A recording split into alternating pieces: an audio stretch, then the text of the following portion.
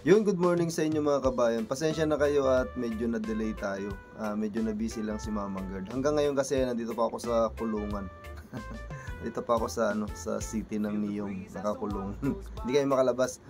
Pero kahit hindi makalabas si Mamang Guard, kahit nasaan lugar ako, tuloy-tuloy pa rin yung pamimigay natin ng free food sa Riyadh, sa Jeddah, at saka sa Pilipinas. O ito na, sisikapin natin makapagbigay ng tuloy-tuloy na free food sa ating mga kababayan. Gusto ko talaga itong madala sa Pilipinas kasi gusto ko rin maging beneficiary ng mga free foods ni Mamang Guard, yung mga taga-Pilipinas.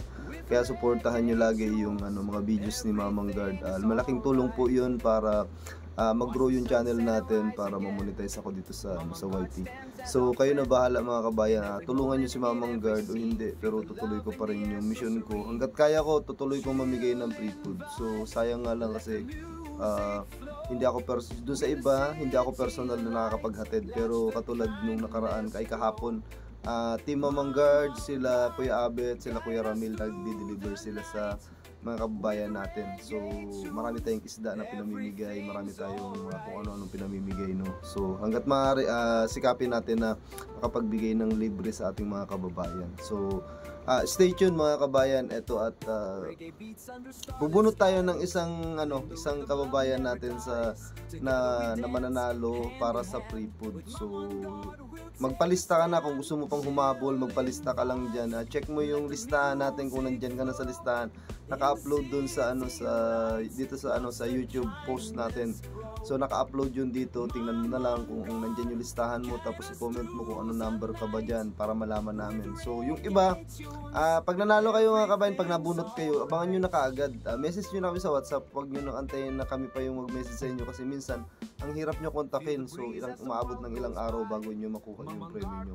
Pero pagka taga Pilipinas yung makakuha nito, so pagkaya namin i-deliver namin. Pero pagka malayo kayo, papadala natin sa JNT or sa ibang courier, depende sa sitwasyon kung gaano kayo kalayo sa Pilipinas. So gusto ko talaga maging beneficiary yung mga taga Pilipinas. Gusto ko mabigyan yung mga lalo na yung mga sumusuporta sa akin dyan. So gusto ko kayong bigyan ng free food. So inshallah sa susunod na mga videos natin, dumami yung sponsor natin na nagbigay sa atin ng pamimigay na free food. So stay tuned, suportahan nyo si Mamang Guard mga kabayan. Record na lang kami ng video para tuloy pa rin yung pamimigay natin. So ito na yung maswerteng kababayan natin na nabunot natin. Ito yung unang nabunot. So sa mga susunod, bubunot pa tayo ng iba. Unahin ko muna, isang bunot muna ngayon. Ito binubunot na ni Commander.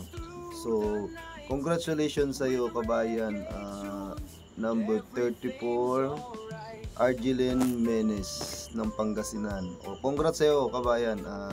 Message mo kami sa WhatsApp para maklaim mo na yung premium mo. Syukran!